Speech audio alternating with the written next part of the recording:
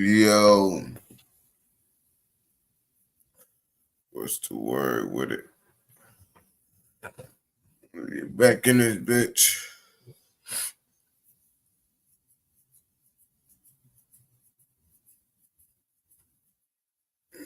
Shit, man.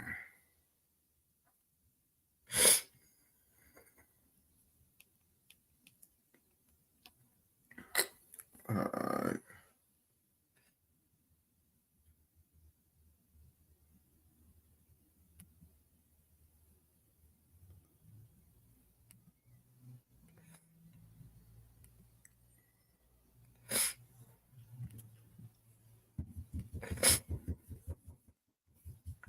Alright.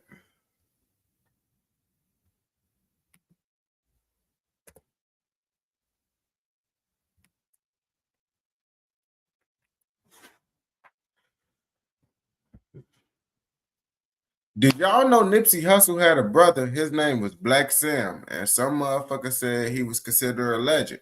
That's what the motherfucking title say by Hip Hop Daily. So we finna get into it and learn about motherfucking Black Sam. I'm gonna keep it 100. I didn't know Nipsey Hussle had a brother, so all this information gonna be new to me, and it's probably gonna be new to some of y'all. You feel me? Yo, what's the word? We finna like this video. Shout out Hip Hop Daily content for this amazing content. We finna get into it. Nipsey Hussle was a West Coast legend, but most fans have no idea about the wild story of his brother, Black Sam. From burying 250K in his mom's backyard to getting shot at by the cops, today we're breaking down the whole thing. Black Sam and Nipsey grew up in the Crenshaw neighborhood of South Central LA. Sam was older than Nip and tried to set a good example for him. They came up in the rolling 60s neighborhood Crip territory and were surrounded by crime and violence every day. But Sam never gangbanged. He wanted to make his own lane and not rep any set. I ain't gonna cap. And what motherfuckers don't understand, the motherfuckers who decide to not gangbang being from the hood, that's actually the hardest shit to do. That's actually way harder than going out gangbanging being on a block just because. But that's your environment. That's what you around. It's easier to become your environment to actually be something different. You feel me? So that's why you gotta understand, you gotta respect any motherfucker that decides to do good with their life coming from that type of environment. Because that's actually way harder than you think to be good in school and be a good kid when you come from that shit. That's all you around. So he started hustling at a young age. When he was a kid, Sam would go out and make money by washing cars in the neighborhood. But even though he never joined the Crips, it didn't take long for Sam to start hustling for real. He was allegedly moving weight across the country from LA to Atlanta. And that's how Nip and him knew Young Thug and Lil Baby before any of them hopped in the booth and started rapping. Back then, there was also a huge business of running bootleg DVDs. Before you could just stream whatever you wanted online, hustlers would take an official. The bootlegs, man, they used to have everything for the bootleg. Like, bro, some of those bitches used to be ass though. Like, it was literally, you would see the motherfuckers walking across the motherfucking screen in the movie. Like, bro, come on now. That's a bogus ass bootleg. Like, some motherfuckers was raw as hell with the bootlegs, and some motherfuckers was just weak as hell with that shit. I ain't gonna lie to you. Bogus as hell, just trying to get anything out for money. Movie DVD and make a bunch of copies of it, then sell the copies for way cheaper than what it would usually cost at a store. According to reports, Black Sam was raking in a ton of cash from bootleg DVDs back then and apparently made millions from it. He had property out in Atlanta that he allegedly used for his operation, but all of it got taken by the feds after they busted him. By the time he was 18, Sam had made so much money in the streets that he had to bury 250K in his mom's backyard. He put it in a safe and wrapped the whole thing in plastic. And Nipsey told the Breakfast Club that when they dug it up, over 100K of the money was ruined because it got moldy. Nipsey even raps about the whole situation on his track Young Nigga and said, damn, so you can't put, if you were, nah, I ain't gonna cap. If you doing some shit like that, you gotta seal up the money. You actually gotta seal it up in a plastic. I say, damn, they try to vacuum seal that bitch. And if you do that shit, it'd be good. But if they just threw some hella money up in that bitch inside the motherfucking safe like that, yeah, the bread was most definitely gonna get kind of fucked up. Cause there ain't really nothing motherfucking protected it for real. And shit go seep in through the cracks. But that's crazy to even have that much in your motherfucking mama backyard. Ballin since my brother used to hustle off the vines. Couple 100,000 up, he took a shovel to the lawn. No exaggeration for the content of my songs. When he went to dig it up, shit, 100-something gone. Molded. You can ask moms. Had to plug in blow dryers for the ones that we could wash. Sam was a major influence on Nipsey. He was making money his own way and trying to feed everybody without gangbanging, but Sam couldn't keep Nipsey out of the trenches. And when Nip was 14, he jumped off the porch and joined the Rolling 60s. The Rolling 60s are one of the most notorious Crip sets in the city. After Tukey Williams and Raymond Washington created the original Crip gang back in '69, dudes started breaking off and formed their own crews. There's many different stories about how the Rolling 60s actually started, but according to an OG named Big U, a dude named OG Babyface got permission from Tukey Williams back in the 70s, and by the time Nipsey was coming up, they were one of the biggest gangs in California. Back in the day, Big U was allegedly one of the most active dudes in the set. He told DJ Vlad, You've been shot before? Yeah, 7 different times. No. 7 different occasions? Yeah. Okay. My first.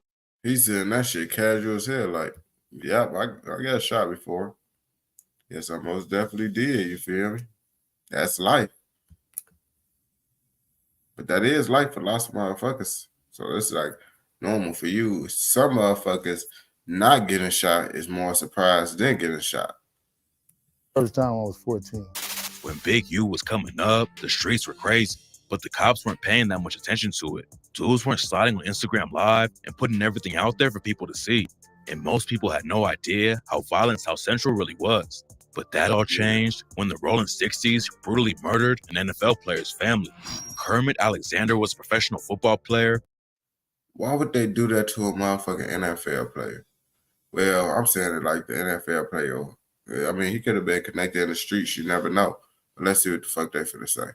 Who was drafted by the San Francisco 49ers in the 1960s. By 1984, he'd already been retired for years, and then he suffered a shocking loss. On August 31st, 1984, the Rolling 60s broke into the crib where his family was staying and killed Kermit Alexander's mom, sister, and his 2 nephews. According to Oh no, these niggas don't got no respect. These niggas is some fucking goofies, bro.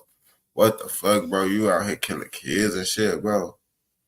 Nah, bro. Women, old women, if they ass not valid. I can't respect no dude that claim they in the streets and they out there doing shit to defenseless motherfuckers like that.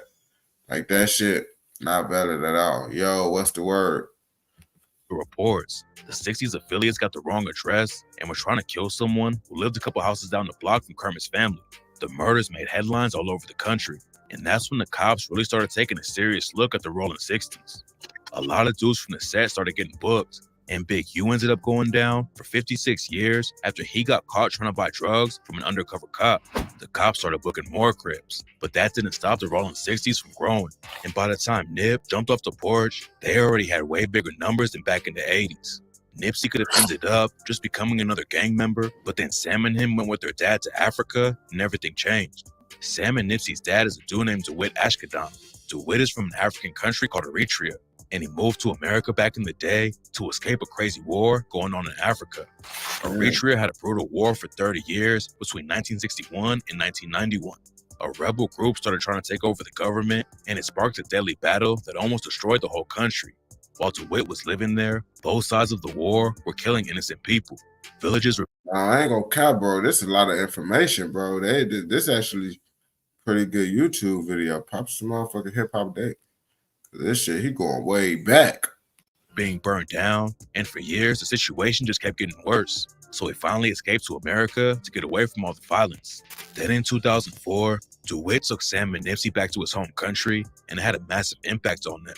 They spent 3 months in Eritrea, and when they came back, Sam and Nipsey were really on a mission to make their own lane. Sam, Nipsey, and Nipsey's best friend Fats started selling clothes and CDs from the trunk of Sam's car around Crenshaw and Slauson. They'd park the whip across the street from Louisiana Fried Chicken and sell shirts, socks, and sneakers to whoever rolled through. The 3 of them were trying to go legit, but that didn't stop the police from jamming them up. The cops would pull up and arrest them and take all their product. Sam would tell cops that they were legit. 12 will fuck, I ain't gonna catch you. That's my motherfucker. Black motherfuckers get it easy. They get it, bro. You see, lots of black motherfuckers went through the same shit. They tried to do something legally, the motherfuckers snatch it from them, take it from them. And then now, you feel me? That's why black motherfuckers so behind. Because while the white motherfuckers was able to advance and get their shit up, we had to fight to even keep our shit going because they trying to take that shit from us. And then that had an effect on generational wealth type shit. But the cops told them they weren't legit unless they paid taxes and rent like everybody else. So Sam and Nipsey leveled up and got a spot in the strip mall on Crenshaw and Slauson in 2006. The cops still kept pressuring them though. In an interview with The Guardian, Sam said that the cops would send in undercover dudes so they could watch the shop and that their whole goal was just to shut us down, even though positive things were happening in the store. According to reports, Sam and Nipsey were being targeted in a secret police investigation called Operation Laser. Laser used a bunch of info like traffic tickets, arrest records, and way more to target potential criminals. The system used points to tell the cops who was more likely to commit a crime. So if you had more points, chances are the police would be all over you for no reason. And since Nipsey and a lot of his homies, it makes sense. It makes sense. But they said going off of traffic tickets and shit, bro. Nah, bro. That's like, now it's like, bro, you gonna be picking and choosing certain shit now. Like, oh, nah, that shit light as hell. Nah, we gonna fuck with him on this. Like, nah, bro, that shit I understand it though. Homies had records and all hung out at the shop. The cops kept coming in and pressing them, even though they were trying to do something legit. But by 2009, Nipsey was really popping off in the rap game. He had been dropping music since 2005, and Sam was always backing him up. All the hard work finally started to pay off, and Nip was linking up with superstars like Drake and Snoop Dogg, and even signed a deal with Epic Records. Sam and Nipsey took another loss that same year, though, after the cops raided their shop and shut it down. Sam was arrested again, but he didn't let it slow him down and got right back to the grind when he came home. He opened up a new store, and everything was cool for a while. But then in 2011, he almost got murdered by the cops. After Nipsey joined the Rolling 60s, he ended up having a baby with Big U's niece. It's not clear how everything really went down, but this is the story according to some sources. Nip was tripping on his baby mama because she had their kids around some sketchy environments. And at some point, Nip allegedly put hands on a dude she was rocking with, and she ended up getting hurt during the situation too. That's when Big U and some goons allegedly rode up to Sam and Nipsey's shop to confront him. They started throwing hands, and Big U was allegedly really putting a beat down on Nip. So Sam ran inside the shop and grabbed his gun. He came back out and let off a shot in the air to break up the fight. Hey, shit, he had to. He was like, bro, you not finna beat my brother ass. That shit cooked, boy. I'm finna have a pipe on your ass. You beating my brother ass, you probably gonna beat my ass too. Get your ass out my brother gang before I had to. Nate. Get the fuck on, gang. You ain't finna be playing like that, bro. The cops rolled up right after Sam let off the shot and saw him standing there with a gun in his hand. According to some sources, they didn't even give him a chance to lay it down before they upped their own straps and started letting off shots. The cops shot at Sam over 30 times, but luckily all of them missed and Sam made it out alive. Boy, you see, they ass can't shoot, bro. They ain't gonna cap. They ass don't even know how to shoot for real. You would think 12 know how to shoot. Boy, them motherfuckers is not accurate for real, like you think they is. Big U and Nipsey squashed their beef, and everyone got back to business. Sam and Nipsey's store ended up getting raided and shut down again in 2014, though. It was another setback for the business, but Sam had bigger plans for the space. In 2017, Sam and Nipsey opened their Marathon clothing store on Crenshaw and Slauson. It was a huge win for both of them and the community, and hundreds of people showed up when they cut the ribbon to officially open the new spot. That same year, they opened up a weed shop off of West Boulevard, and it looked like everything was finally coming together. Nipsey was bigger than ever in the rap game, and Sam was taking over on the business side. All the legal drama was behind them, and they were ready to enjoy the success. But then, their team suffered a tragic loss. Nipsey's best friend was a dude named Boat the Fats. He had been right there with Nip and Sam from the jump and was helping them sell clothes out their car way before it all started. Just like Nipsey and Sam, Fats was always hanging around the shops, and sometimes he worked security at the weed spot off of West Boulevard. On September 29, 2017, Fats was in the parking lot of the weed store when someone drove by and started letting off shots. He was tragically killed at the scene, and rumors say it was some Rolling 60s who pulled the trigger on him. None of this has been... I ain't gonna cap to you, bro. They ass was tweaking, bro. once you get to a certain level, I don't feel like having this shit out. Once you get to a certain level, you can't be out here motherfucking just standing in front of stores, especially if your shit inside the hood, my nigga. Like, bro, that's where you gotta hire workers and shit. Cause it's like, bro, motherfuckers might slide on your ass, gang. Motherfuckers ain't gonna really be trying to slide on the people if you just hire motherfuckers. But y'all out there, you drawing attention to the store that's not gonna be good for the motherfuckers who want to get you. You feel me? But they just see random people working up in that bitch, they ain't gonna tweak it like that. They're gonna be like, oh, his ass don't be at his store for real. But if they know you be at your store and motherfuckers looking for you, that's not good. Confirmed, but the weed store that Sam and Nipsey bought was allegedly owned by a guy who was getting extorted by some dudes from 60s. When Sam and Nip took it over, the 60s still wanted a cut, but Fats allegedly shut it down and told them they weren't getting anything, and that's why they allegedly rolled through and killed him. Fats dying was a huge loss for Sam and Nipsey, and on the track Racks in the Middle, Nipsey raps, "Damn, I wish my nigga Fats was here. How you died 30-something after banging all them years. Grammy nominated, in the sauna shedding tears. All this money, power, fame, and I can't make you reappear. But I don't wipe them though.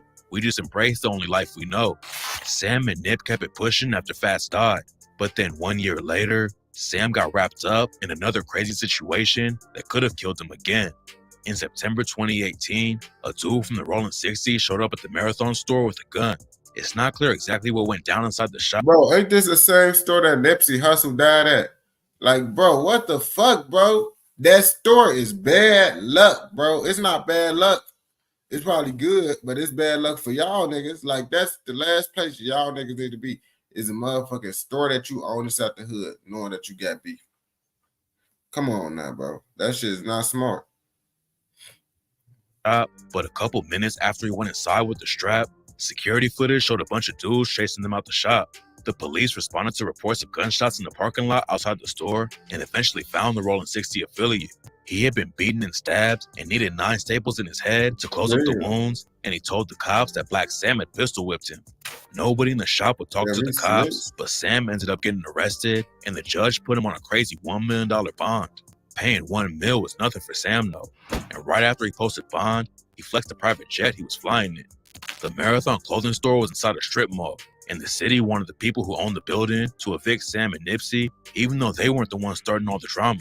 It looked like they might start all over again, but then the news broke that the building owners were just going to sell it to Sam and Nipsey instead of listening to the city. Owning the building was a massive win for them, and it meant they didn't have to worry about getting kicked out ever again. But just 2 months after they closed the deal, Sam suffered the biggest loss of his life. On March 31st, 2019, Nipsey was hanging out in the parking lot of the Marathon store like he did all the time. A dude named Eric Holt. You see, bro, that's what I'm saying, bro. Like, nigga, y'all rich as hell flying in private jets and shit. Why are you at this store, bro? That shit be pissing me off because it's like, hey, bro, he could still be here if he just was not doing that shit. If he decided to be like, man, fuck the hood. Older, aka Shitty Cuz, rode up to the spot, and Nipsey allegedly warned him about some snitching rumors that were going around on his name. Nip never called Holder a snitch. He allegedly just told him that he needed to clear the situation up, but the conversation got Holder so pressed that he grabbed his strap and shot Nipsey in broad daylight. Sam was at his grandma's house when he got the call Nipsey had been shot. Sam hopped in his whip and sped straight to the Marathon shop right after it went down. He saw Nip laying on the ground with blood and bullet holes all over him and started giving him CPR while he was on the phone with a 911 operator. Nipsey was still breathing at that point, and when paramedics got there, they put a tube down his throat and had an IV in his arm. There was a crowd standing around watching everything play out, and a lot of them thought Nip might pull through. But then, the paramedics lifted Nip onto a stretcher and someone screamed. When they moved his body, that's when everyone saw the bullet wound in the back of Nipsey's head. Nipsey was pronounced dead at the hospital, and Sam says he died because of how much he cared about the community. Nipsey and Sam hired a lot of street dudes to work. I just told y'all niggas, bro, like, he should have left that shit. Hire them niggas, because if you die or your brother died, the whole operation down, bro. So it's sorry that it's not trying to be bogus, but certain niggas is not worth the same amount that you are worth, nigga. So you got to put them in those situations, because if they die, shit, you gonna be fucked up, but the operation will still go on. But if you die, the whole ship fall. So it's like you gotta know, you feel me? You gotta keep the major players out of harm's way. At the marathon store because they had trouble finding jobs. Sam and Nip wanted to give them an opportunity to change their lives and make it out of the streets. None of them could carry guns though because they were felons. So Eric Holder was able to shoot Nip and start running away without anyone doing anything. Sam said that after Holder realized no one was doing anything, he ran back and shot Nipsey 2 more times. He turned around to leave again, but since nobody was still stepping in, Holder walked back up and shot Nipsey. Now I wonder if that's what is the reason why he didn't survive. I'm trying to figure out what part did he get shot in his head at? Like, did he get shot in the head like in the first encounter, or when he came back to shoot him the second time? Because I'm gonna be like, if that happened, then that he probably could have survived this song with blew his ass down. But I ain't gonna capture you. That shit was slow as hell, gang. You out here in these motherfucking stores, bro. You gotta have a gun. Fuck being a felon, bro. You can't be out here in the hood in front of your store, famous as hell, without a gun. And if you're not having a gun, you gotta have armed security. That's the only way, my nigga. 3 more times and kicked him in the head. 2 days later, Holder was arrested and ended up going down for 60 years. Nipsey's death wasn't just a big loss for Sam. Nip was one of the most important rappers on the West Coast and was doing a ton of work to give back to the community. Sam has kept up the momentum though and is keeping Nip's name alive. He's also making sure Nipsey's kids are set up for life and has been putting everything in their name. There's still been drama behind the scenes though. After Nip died, the Crips tried to trademark the brand The Marathon Continues, which is the name of the company Sam wanted to use because Nip had a mixtape with the same title back in 2011. The Crips trying to trademark a business name like that is wild anyways. Sam and them both filed to get the trademark, but the Crips did it a couple weeks before Sam, and it looked like Sam might lose the rights to Nipsey's legacy. Luckily, that's not how it played out though, and Sam ended up getting the rights to the name. Black Sam hustled his whole life to get to the top, and without him, Nipsey might have never even hopped in the booth. On the track Crenshaw and Slauson, Nipsey raps, "Brought my grocery bag of cash back to Black Sam. He matched the nigga. Next day, we went to Sam Match. We bought Pro Tools and a microphone. Studio was far from plush, but them lights was on. Couple $100,000 stashed at my mama's house. Real estate in Atlanta, but ain't nobody know. Mac 11's in the safe, hidden in the flow. My bro did it like nobody that I've ever known." Sam and Nipsey had way bigger plans for their city. And even though Nipsey was murdered right in the neighborhood he was trying to help out, Sam is making it clear that he's not gonna. You see, that shit was fucked up, man. But Nipsey ass, he should have known he can't be doing that type of shit, bro.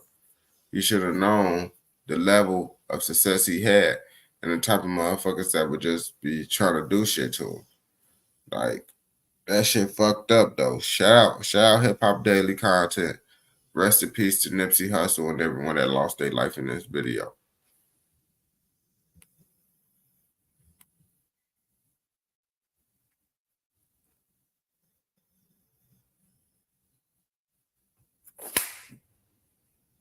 Fucking flag got in this bitch.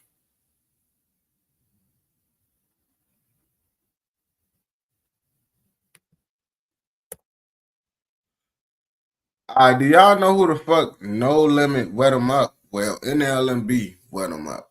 So basically, if y'all could tell by the beginning of his name, he NLMB, No Limit, you feel me? And he associated with G Herbo and shit. I believe he's from over there, but you know, I don't know what niggas be from for real. Like, you know, niggas could be this, and then they could be from a different block, but you know, they grew up over it. It'd be kind of hard to explain because Lil Durk Knob is from Lemron, but he's from Lemron, you feel me? You get what I'm saying? But all right, shout out Inside of Hot Spot. And bam. Yeah, man, just wet them up, man. You already know how we coming, man. Prosecutors say Harris is a documented gang member with an extensive juvenile record. Harris has had 29 arrests. His crimes range from armed to unlawful firearm possession. Police have been focusing their attention around a neighborhood fast food restaurant called Nadia's. CPD says a man walked up to the restaurant and started is looking at 4 counts of first-degree.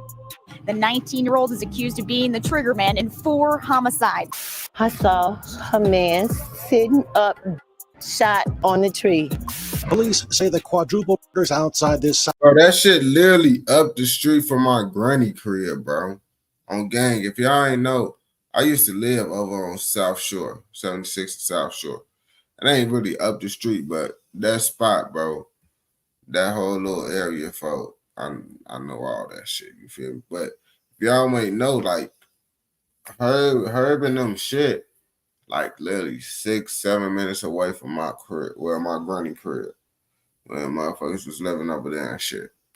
So I know all this area and shit personally from where I live at type shit. I'm from over east. Not from where Herb at, though. I'm from over, like I said, I really grew up on 90th and Commercial and shit. South Shore restaurant were a planned execution in retaliation for the of Maurice Harris's father, Jerry Jacobs, who, like his son, was a documented gang member. Hey, yo, squad, what's the drill? Back with another video, man. When it comes to gremlins, you know there's some that talk about it, and then there's others like NLMB Lil Wet that be about it. His name has been stamped in the history books of Chicago after he allegedly got get back within less than 24 hours of them crossing out his OG. From multiple arrests to beating 4 bodies to now back under the thumb. His ass slid within 24 hours. Man, who else did something? I think JD Young and peoples did the same shit. They said they ass slid fast as hell. But the feds, is this the end of one of NLMB's biggest steppers? We're going to find out. So without further ado, let's skip the play and get down to business. NLMB, known as the No Limit Muskegon Boys, now represent their code Never Leave My Brothers. They have been one of the most popular sets in Chicago alongside others like FBG and OTF. Their notoriety on this big a scale can be credited to 2 of their rappers that made it big, G Herbo and Lil Bibby. And one nailed it in the rap game, and the other co-founding Grade A Productions, a record label with his brother G Money, which signed the legendary late Juice WRLD. While NLMB is popping on. I ain't gonna cap. Lil Bibby ass is rich as hell just off of him signing motherfucking Juice WRLD. Just off of him discovering him and doing, he rich as hell just off of that. He really don't got to do shit with Juice WRLD catalog. On the music front, they got a ruthless reputation as well in the streets. And one member that's become something of a legend goes by the name of NLMB Wet 'em Up, aka Lil Wet. He got the name from his pops, who was Big Wet in the streets. So Lil Wet took on the torch and ran with it, doing the best he could to hold it down for his set. First thing I'm gonna ask you is like, where you get your name from? Shit, I got my name shit from a legend shit, my daddy shit. Came up under him. Oh, they call him Wet too? Yep, same, yep. For sure. The environment influenced who he became, and growing up in the trenches, Lil Wet followed the path of so many youngins getting caught in the cycle. But he wasn't prepared for all the pain and bloodshed that would come. So, you know, when you got into the streets, do you feel like you was prepared for it? Hell nah, I wasn't. Man, what the fuck? That's like, bro, anybody who really hopping in the streets will tell you, bro, that yes, it's no way for you to not be from the streets, or not be in the streets and be prepared for what comes with the streets. Because there's a lot of shit that come on with the streets that you just ain't gonna know. Arrest, robbery, shit, getting killed. And I'm just talking about this shit just come with trapping. Adding motherfucking gang banging onto that shit plus trapping. Bam, even more shit. It's so many different things. You're not gonna know. You gonna know how to be in the streets just because that's your environment. But when you actually in the streets, you gonna learn like, okay, now this what it means to really be in the streets versus, oh, I know what the fuck going on in the streets because this is my environment and shit. So if anyone tell you they was prepared to be in the streets, bro, they ass lied to you. They probably knew how to move in the streets, but they wasn't prepared till they actually go through the shit in the streets. You move differently after you be inside those type of situations compared to you just thinking about those situations and knowing other people in those situations. Ain't nobody gonna be prepared for the streets because the streets ain't fair. You feel like if you grew up in a different neighborhood, you probably would never even live that type of life? Yeah, it's gonna always be the environment you in. He has seen his homies knocked off right in front of him and has been shot on multiple occasions. once in the hip, and another time he is seen with a hole in his hand on live as he applied bandages over the wound. I talked to God. Oh shit! Bitch, you laughing? God don't let me call him on y'all. Be calling boys ass on him. Yeah. Believe you had got shot with one of your friends that passed away or something like that? Oh yeah, I got shit. Yeah, my homie Lil Rock. So what exactly did you get hit at? I got hit on my hip. Was that your first time getting shot? No. Lil Wet will rack up a rap sheet that would paint him as a youngin' that was really about it and had no care for the law. According to reports, cops arrested Bro Young. From then, he was arrested 29 times for everything ranging from armed burglary to firearm possession. Lil Wet was really out. Lil Wet is a certified crash out for sure. 29 times. I don't even think folks is motherfucker 29 years old. That shit crazy. Out here standing on business for NLMB, allegedly. Prosecutors say Harris is a documented gang member with an extensive juvenile record. As we've seen too many times before here in Chicago, he's no stranger to CPD. Harris has had 29 arrests. His crimes range from armed to unlawful firearm possession. Crazy thing is, it's reported that his pops, who cops also labeled as a gang member, was arrested dang near 47 times. So it seemed like Lil Wet was... Oh yeah, so it was in his DNA. It was in his DNA. Like, you feel me? Like, my family folk, they ass up in there for bodies and shit.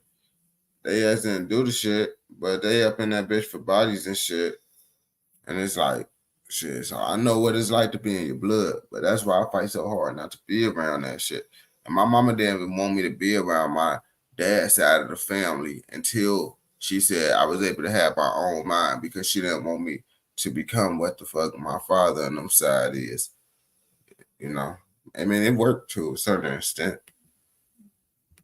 Really carrying on that family legacy in the streets, for real. Police say Maurice Harris's father, Jerry Jacobs, was a documented gang member who was arrested 47 times in the past. Sadly, his pops would lose his life to the streets that made him. Reports state that on March 29th, 2017, 37-year-old Jerry Jacobs, aka Big Wet, was walking on the sidewalk at 11:13 p.m. in the 7900 block of South Phillips when four males got out of a dark-colored vehicle and shot at him. Jacobs suffered a gunshot wound to the right side of his body and took himself to South Shore Hospital. With his life draining minute by minute, he was later transferred to Stronger Hospital. Unfortunately, no matter... He said Stronger. It's Stroger Hospital, not Stronger. But yeah, if you're not from there, you might pronounce it, but it's Strogers. How much they tried to save his life, his wound was too great, and he was pronounced deceased at 3:40 a.m. Lil Wet would get word of the news, and in that moment, he had two choices: mourn his pops and move on to a different path, leaving the streets behind, or spin the block and have get back to the man that his life was patterned after. Well, what happened less than 24 hours later is alleged to have been his decision. I ain't gonna count to you, but his crash out is low-key justifiable. Like, bro, you just killed my pops, gang. I feel that crash out would be justifiable, though. Even though it wouldn't be the smartest thing to do, but I understand. Family members were left in tears as the chaotic scene played out. According to reports, a shooter entered Nadia Fish and Chicken at 75th and Coles around 4 p.m. and opened fire before escaping on foot. Police found two men, 28-year-old Emmanuel Stokes and 32-year-old Edwin Davis, hit inside from gunshot wounds, and two brothers, 20-year-old Dylan Jackson and 19-year-old Raheem Jackson, hit outside, also from gunshot wounds from the attack. Police have been focusing their attention around a neighborhood. And look, I don't like shit like that with the big ass glasses and shit at the stores, because you see motherfuckers will damn near know you up in that bitch before you know that they even know you up in that bitch, you feel me? So that's why I hate going to barbershops, anything like that, you feel me? I hate being in those type of stores, and I try not to, just because if a motherfucker shooting, and then you don't really get no protection if a motherfucker gets shooting too. So it's like, I don't even try to be up in them bitches. And if I am, I'm in and out. Neighborhood fast food restaurant called Nadia's. CPD says a man walked up to the restaurant and started shooting. 2 people were shot inside the restaurant and 1 was found outside. Again, police originally were investigating this as 3 people shot, but then police roped off a new scene where another body was found in a nearby backyard. Their grandmother would speak to reporters breaking down what happened. The church is chicken up there. Now here 2 at one time. 2 at one time. They tried Jackson's grandkids. I ain't gonna cap shit. That's made me want to go get some Church's chicken or some shit, man. Church's chicken. That greasy ass chicken. Last time I got some Church's chicken, man, I got that shit with my grandma because my grandma love that greasy ass shit. She don't like that shit no more though. But shit, I ate that shit, got sick as hell, gang. All that fucking grease and shit. But something about having a greasy ass piece of fried chicken from Church's chicken just do something to you. Just make you feel your true inner niggeroid. Gang. God, they got 2 bodies inside the restaurant of somebody else's kids, I imagine. They said it's 2 boys inside the restaurant. So if they got 2 bodies inside and 2 outside, oh, they just a whole bunch of stuff today. A whole bunch of them. 4 of them now. Dylan and Raheem lived around the corner? Yes. But you don't know who these 2 victims inside the restaurant? No. I just know my baby, 1 there and 1 down the street. So it's 2 separate encounters? No, that's the way they ran. According to reports, Dylan and Raheem were visiting their mother who worked at the restaurant when the gunfire broke out. Both tried to flee, but were also fatally shot in nearby parking lots. It didn't take long for the trail to lead police right to Lil Wet, who was pointed out by several eyewitnesses at the scene, saying he was the shooter. Damn, he ain't masked up. These niggas don't be giving a fuck. I be like, man, if I decide to do some shit like that, I'm masking up, wearing gloves. Boy, I'm doing this shit the old-fashioned, burglary, masked up, whatever the fuck you supposed to look. They ass tweaking no mask. For sure. 3 witnesses to this quadruple murder identified Maurice Harris as the... Now arrested, Maurice Harris, a.k.a. Lil Wet, was in for hell. News of the hits was sweeping news stations, and his image was painted as some gangster with no sense involved in gangs. Worse yet, they plastered his criminal history and the criminal history of his pops, who was also murked less than 24 hours before, making the alleged connection that he retaliated for the hit on his pops. It wasn't looking good for bro at all. Marion and police say the 2 cases are related and both are tied to gang conflicts. Tonight, 1 man is in custody, 19-year-old Maurice Harris, and investigators say he is not cooperating with them. Police say the quadruple outside this South Shore restaurant were a planned execution in retaliation of Maurice Harris's father, Jerry Jacobs, who, like his son, was a documented gang member. They have said that they believe Harris is. When this shit happened, I literally told my grandma, I used this as an example, not this video, but like what happened of why she need to leave from over there. I'm like, these little niggas don't give a fuck. They blowing shit down. You on the way, grandma? They most definitely popping your ass too. My grandma gonna say, oh, I got a brick, I got a knife. These niggas got switches, Gertie. What is you talking about? You just need to leave the hood. It's not for you. It's not the same hood that you used to be in. These motherfuckers don't respect old motherfuckers or nothing, grandma. Trying to tell you, gang. You right here by Rainbow Beach. These motherfucking young motherfuckers in this bitch all day tweaking. In the summer. Responsible for are gang related. 19-year-old Harris is now charged with 4 counts of first-degree. 3 witnesses to this quadruple murder identified Maurice Harris as... Prosecutors say Harris is a documented gang member with an extensive juvenile record. As we've seen too many times before here in Chicago, he's no stranger to CPD. Lil Wet was in the slammer without bail in the court, and to him, it was like everything just went black. No Limit Lil Wet charged with like quadruple and all type of shit. Like, how was that knowing like that? Even though you just lost your father, like you fight for your life at the same time. Like, how do you have time to like mourn type shit? Shit, it's like shit. All that shit after it, like everything just went dark. Like it's hard to explain. Like everything just went dark. Losing your pops, then days later, now you behind bars. That had to be a weight on bro mind, realizing that he was facing life and then his father lost his life. Whether he saw the light of day or passed away in a cell depended on this case right here. When you heard the charges and shit, like, what type of time was you facing? I was facing shit like hell, life. I was nothing else. Hell. Even with that, bro was still thugging behind bars and giving hell. Lil Wet would hold strong, fighting the case for approximately 3 years before a miracle happened. Lil Wet was woken up from his cell and rushed into an emergency online court meeting where he was told the good news. The case was dismissed and all charges were dropped. In front of my door and shit. They like, man, you got emergency court. So I'm like, I got emergency court. Yes, you got emergency court. I'm like, what the f? Man, can I get in the shower? They, nah, you can get in the shower. Like, damn, can I brush my teeth? They're like, yeah, go brush your teeth. Woo. So they pull me out the cell. They get take me downstairs. I see all the directors, everybody, and they take me straight to court. They take me straight to court. I don't think people know the full extent of what bro was facing and how big. His ass got blessed for shit show. That was lucky as hell. But that's how the system go. It's either you'll get blessed or they'll fuck you over. Like, it could go either way, or you could get justice sometimes. But I ain't gonna keep it 100 with you, bro. Like, on some real ass shit, bro. Most niggas that get arrested, bro, they ass committed that shit.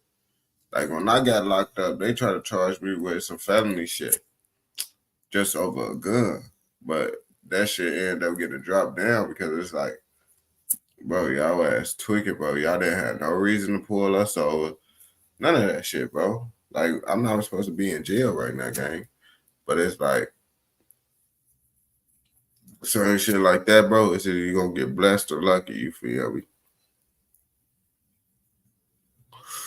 Because lots of the time, niggas supposed to damn be locked up. They get caught with some shit. You damn, I know I'm supposed to be locked up, but I'm going to beat this shit, gang. They ass goofy as hell. Big a miracle that was. According to reports, it wasn't just 4 hit charges Lil Wet was facing, but more than 24 counts, attempted hit and aggravated discharge of a firearm. Apparently, the case was dropped due to unreliable witness accounts. Other charges against the man accused of shooting 4 people inside a Chicago restaurant back in 2017 are now dropped. According to prosecutors, the request to drop the case happened because of unreliable witness accounts. 22-year-old Maurice Harris was facing more than 24 counts. Yeah, that shit crazy. His life was literally based in the hands of the witnesses. And the witnesses didn't fall through, so that saved his ass. One of his attorneys tells the Chicago Sun-Times he expects Harris to be released from jail, quote, relatively soon. Katie Johnston for CBS 2, Chicago. His mom also gave an alibi for Lil Wet. She had the phone records to prove she was talking to her son at the time of the shooting. She said that her son could not have been near the restaurant because he was at the coroner's office identifying his father, Jerry Jacobs. On phone him. Tell him the truth. Okay. Maurice Harris's mother denies her son could have been involved. She says she was on the phone with him at the time of the shooting. Bro got the second chance of a lifetime, and it was now up to him to put it to good use. It was all smiles and laughter being released from jail in 2020.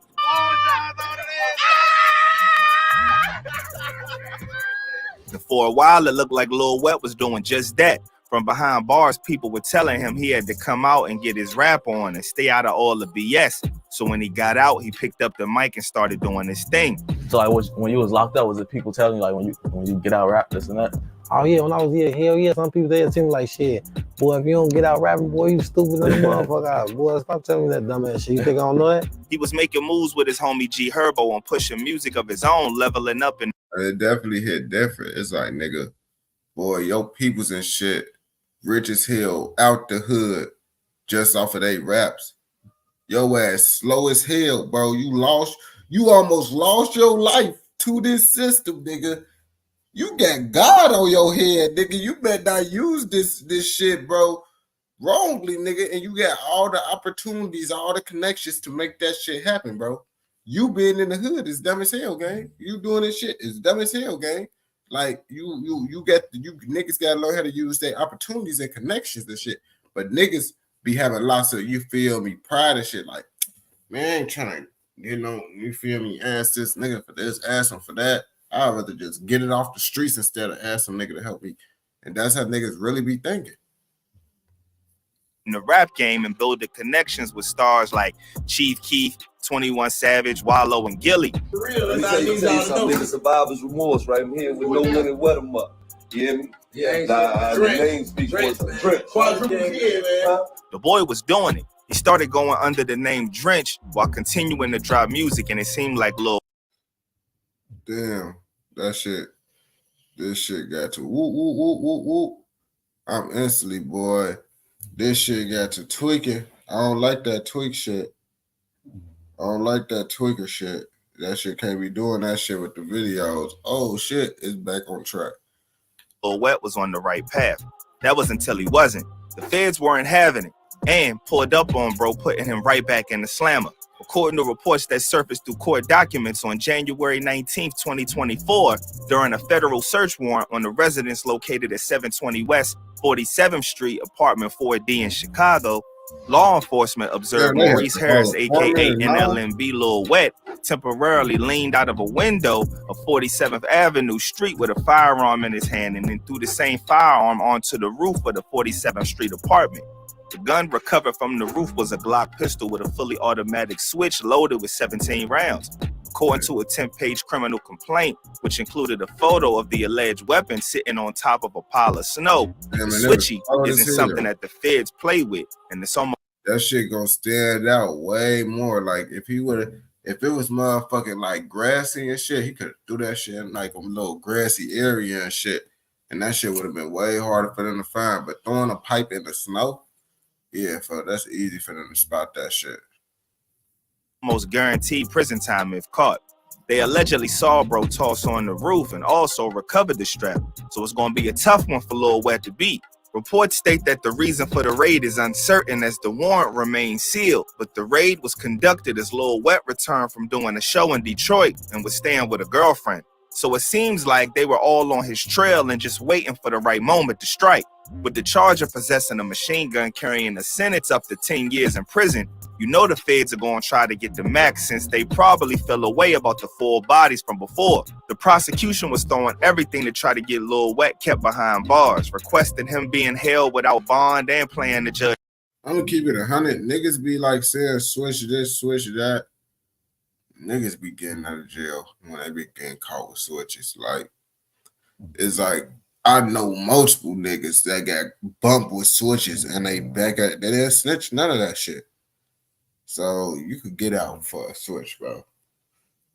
Like I just didn't know. Like motherfuckers be like, oh, this, and it is those charges, but niggas always they be getting out on that shit, bro. They don't be doing those 10 years. Rap videos a little wet. They argued that by flaunting his familiarity with guns and bragging about shooting people with automatic weapons, he showed his dangerousness, and it was a reality, not merely a part of his art. 2 music videos in question that were showed were Death and Murder Man, but just by the name alone, it already starts to create an image for the judge. Mix that with new names like Drench and his only acts against bro. NLMB Lil Wet beat all the odds, defied fate, and beat 4 bodies, only to now play right back into the hands of the law. This time possibly not getting out of the jam that he's in without penalties. Not even getting caught with just any strap, but a switch. You gotta think smarter, especially after getting a second chance.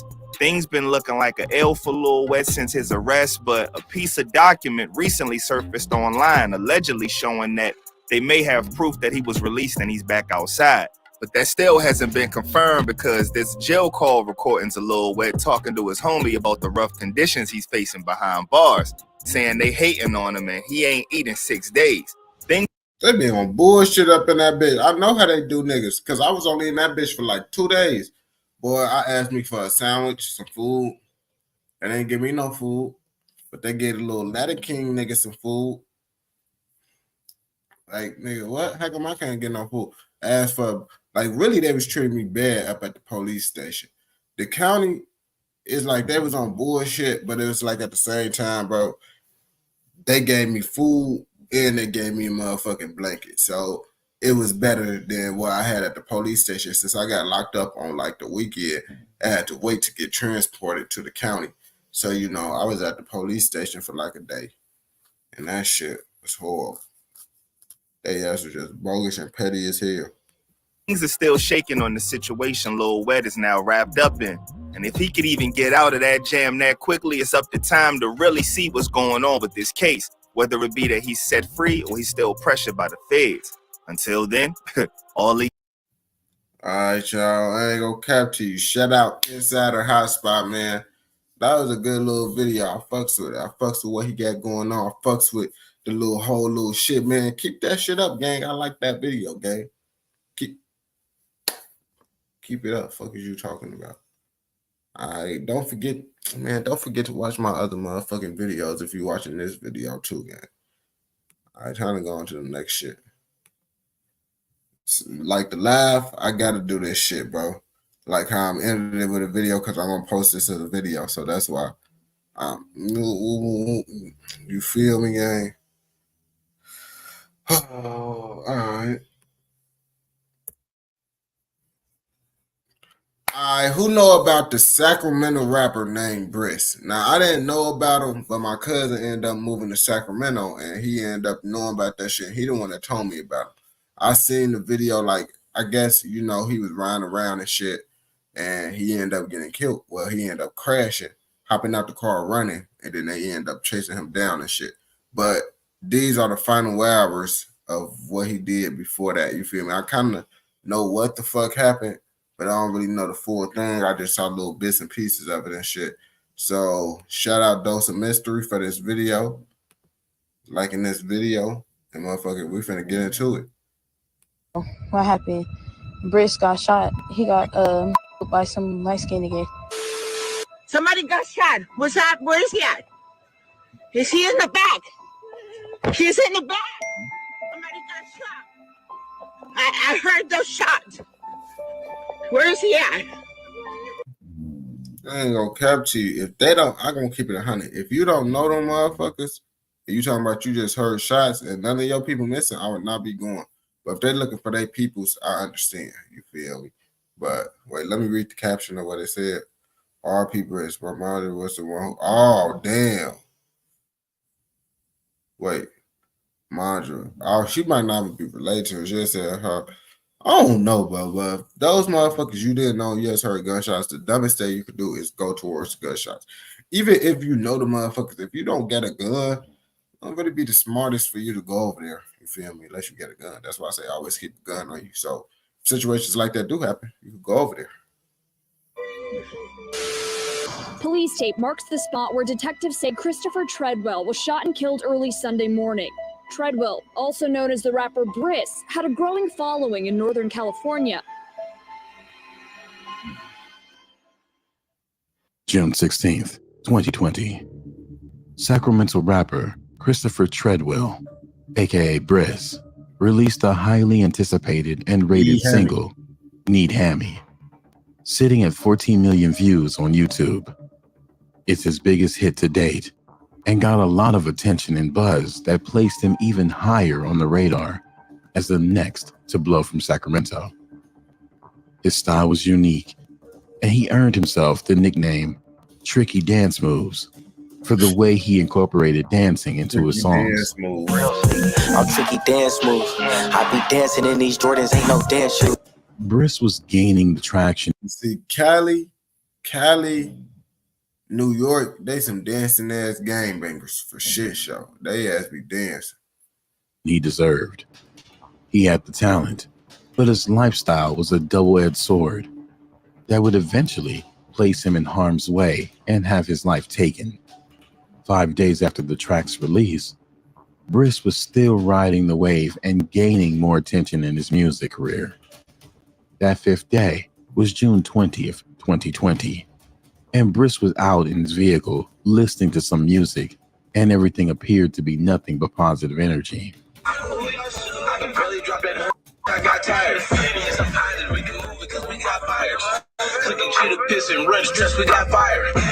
But as the time passed, he said positive energy. It sounded like you're talking about some that music, negative music. It seemed like you listened to negative music.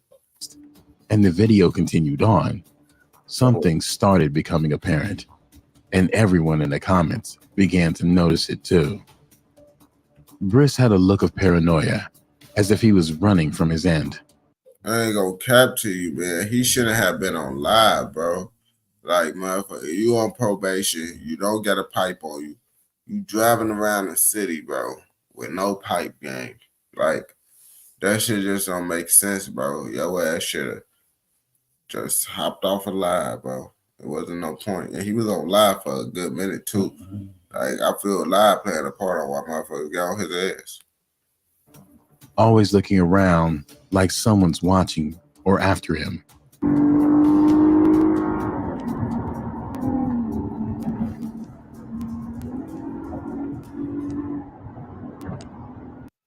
That was a sign of what would come hours later, but it's a part of the lifestyle of the gang culture, often overlooked. The ones promoting it show the glamour, the money, the popularity, the women, but they don't show the losses, the paranoia, the deadly feuds, and the pain. Briss lived in the environment he rapped about, trying to make it out. I won't be trying to lie when I come in this motherfucker for sure. That's one thing I don't be trying to do. I don't lie when I come in this motherfucker. Everything you hear, truth for sure. He had enemies that would often disrespect him online and wish to see him dead. One main rival was Marcus Lawrence Weaver, aka Ozzy Marcus, a known criminal whose rap sheet included involvement in the murder of a boy after a hit on his father went wrong. Boy, KCRA3's Philippe Jagal is live for the I can't respect that shit, bro. Your ass goofy as hell if you hitting kids, bro. All that street shit out the window when you start hitting kids, bro. Send their ass to Iraq, put their ass in the Ukraine war or some shit, since they like to shoot shit.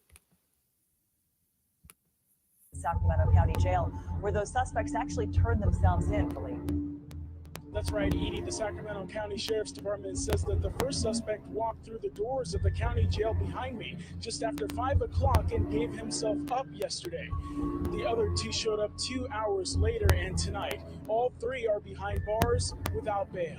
His name is also widely attached to his brother, Raymond Weaver, who in January 2021 was arrested after he took the lives of 2 women and live streamed the aftermath.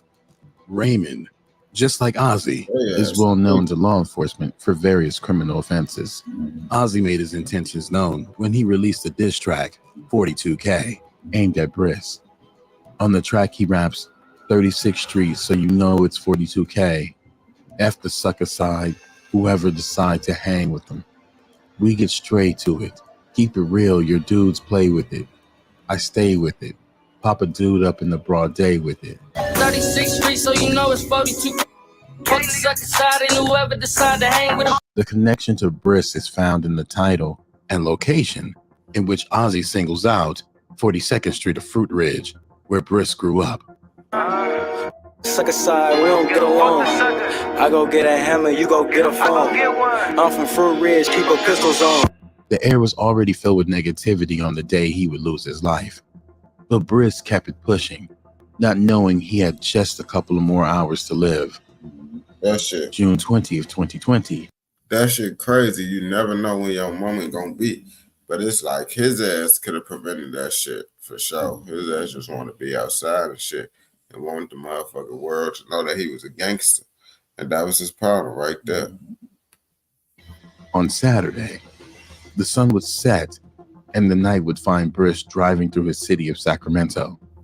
But what was about to happen next would change the scope of music forever. Midnight, Sunday, June 21st, 2020. Briss pulled over to a convenience store to grab something before continuing along where he was going. While inside, his eyes made contact with someone by the name of Moses Hirschfield. The problem with this was that with Briss being affiliated with the Fruit Ridge Vista Bloods on 42nd Street. And they probably was looking for his ass and shit because he was on live for a good minute. So like, we finally caught your ass, nigga. You was on live and shit all day, nigga. Well, we was trying to catch you, gang. They probably was looking. But I don't know for sure, though. I'm just saying what I think because it's a reaction. You know how that shit be. You don't want a motherfucker be up in this bitch and like not be talking and saying your opinion and shit because that's the point of the motherfucking reactions and shit, you know? So shit, let's get back into it. He was a rival gang member to Hirschfield. Upon recognizing who Briss was, Hirschfield set his sights upon taking Briss's life. Surveillance footage from the convenience store captured the standoff as they both made eye contact. Once Briss saw Hirschfield, he knew that an altercation was about to happen and ran to his car, speeding off. Hirschfield, not letting Briss escape, followed right behind him. The duo was captured on traffic camera, blowing through red lights at a high rate of speed. Losing control of the car at the speed he was going, Briss swerved and crashed head-on into a pole just outside of Jim Boy's Tacos. Eyewitness video of the impaled car upon the pole surfaced, showing the black vehicle raised off the floor, painting an image of how fast the car had to be going to slam into the pole and end up nearly vertical. Briss, realizing if he stayed in the vehicle, his pursuer would find him and take his life, decided to do the logical thing: get out of the vehicle and try to escape on foot. It is alleged that at this moment, Hirschfield fired at him 4 times with a .45 caliber handgun. This caused Briss to trip over his clothes. An eyewitness account recalls Briss' choice of style working against him as well. Like many living in the gang culture, it is accustomed to wear the pants sagging, meaning lower down on the knees than on. I ain't gonna cap, nigga. Pull them bitches up and get gone. What the fuck? All you gotta do is pull them bitches up and get gone. On the hips. Briss often dressed in this manner. That night, his attire became an obstacle in his way of survival. Surveillance footage opposite Jim Boy's showed Briss running across the road and tripping over when Hirschfield was allegedly firing, then getting up and running back across the road over to Jim Boy's, where he tried to hide behind the restaurant. Seconds later, Hirschfield's alleged vehicle sped to a stop in front of the parking lot, where the person alleged to be him then exited the vehicle and gave chase to Briss behind the restaurant. Did he crash or get shot? They crashed into like a wire pole thing. They crashed into a wire pole and he hopped out and he ran behind Jim Boy's right there. And the car parked right there that was gonna come and kill him. The people that killed him. Hirschfield runs behind the drive-thru area in a dark corner where he allegedly finds Briss and executes him before running back to his vehicle and leaving the scene. Footage was surfaced from another eyewitness that found the body of Briss before authorities arrived. And with her was who was rumored to have been his girlfriend or a female companion that was present with him in the car when the altercation happened. The people that killed him ran that way. His girlfriend's already behind him, ahead of him, and ran over there. When she came back, he was dead. It's sad watching the video because you can hear the cries in her voice as she runs and finds Briss immobile at the back of the building. Where is he at? Where is he at? Somebody got shot. What's up? Where is he at? Is he in the back? He's in the back. Oh, she actually did know. I heard those shots. Where is he at? At around 12:45 a.m., officers of Sacramento Police Department respond to shots fired in the area of Franklin Boulevard and Fruit Ridge Road, where Briss was gunned down. Upon arrival, cops found Briss with a life-threatening gunshot wound, and first responders pronounced him dead at the scene. Police tape marks this. Gunned down. Damn. That shit crazy. Didn't they say his ass from Fruit Ridge? Like that shit pretty crazy right there. So that's why motherfuckers be saying you need to get out your motherfucking hood and shit. Because that shit right there be bad as hell. But it's like he was also on probation too, so his ass couldn't really leave or do no shit like that.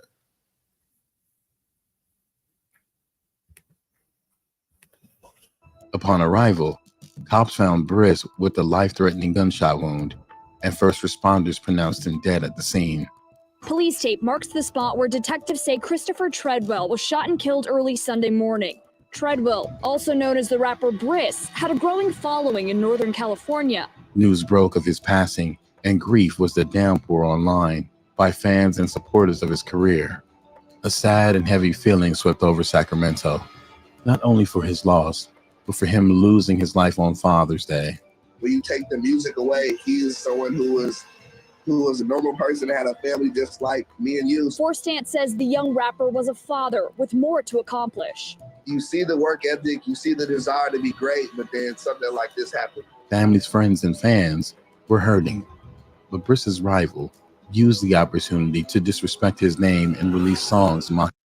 Come on now, you already knew this shit, bro. If they was beefing with the nigga while he was living, you know they was waiting for him to die so they could motherfucking talk about that shit on the internet.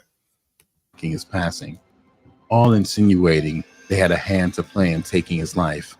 Always keep a shooter near, nigga, I'm a reputable. He thought he was a fruit, but he got left a vegetable. I ain't gonna lie, man. That said he went from Tricky to Ricky. Ozzy Marcus became a main suspect in the eyes of many, not only due to the public feud between him and Briss, but a video would surface on the internet that added reason to him being responsible for Briss being targeted and murdered.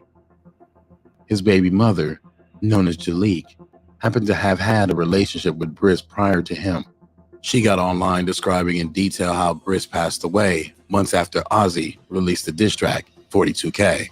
She spoke right down to Briss' chain being snatched after being shot and the sound he made choking on his blood. You can also hear a guy off screen chiming in on the description and laughing at the tragedy. The guy is assumed to be Ozzy. That was choking when he was dying. Choking. While see, females like that, bro.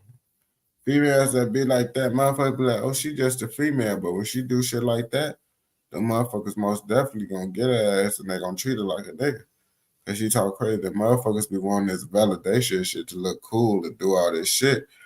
Now, if they get on y'all ass, they gonna use this video as evidence. They zeroed in on Uzi being the one that took Briss's life over Jalik. Investigators were cracking the case open with another suspect in mind. In September 2020, news broke that a suspect was arrested and that his identity was revealed to be 19-year-old Moses Hirschfield. He was arrested at his home near Rio Linda, which sits in the city's north area, and booked without bail into the Sacramento County main jail on felony murder charges and felon in possession of a firearm. According to court papers, several firearms and extended clips were found in the home of Hirschfield at the time of his arrest. Documents also later reveal that another charge of possession of unauthorized illegal substances in prison was added due to him being found with a stash while behind bars. As of February 2022, it was reported that Hirschfield pled not guilty in the case against him involving Briss's murder. On the opposite side of the spectrum, Briss's rival, Ozzy Marcus, was indicted by the FBI on gun charges in April 2022. He would try to escape on foot, but was apprehended, and a Ruger 5.7 with an extended magazine and a round in the chamber he tossed while running was recovered. Ozzy is facing a maximum sentence of 10 years if found guilty on federal charges, but also has problems with open warrants in relation to corporal injury to a spouse, felon in the possession of a firearm, and in possession of illegal substances. Briss was destined for greatness with his unique flow and wordplay. He may be gone, but seems his enemies aren't living lavishly as they would like. No one wins. The gang life is all prison and the grave. Rest in peace. Yeah, that shit was crazy, man. Rest in peace to motherfucking Briss. That was a crazy whole little story and shit, man. I didn't really know all that shit. I got the shit mixed up and shit in the beginning, but this shit happened a minute ago and I heard this shit from somebody. Lots of the information, so I ain't know for sure. That's why we had to watch this motherfucking video, man. Shout out Daily Dose of Mystery. Appreciate the video. We finna do one more video. Then I'm finna have to get on my other content.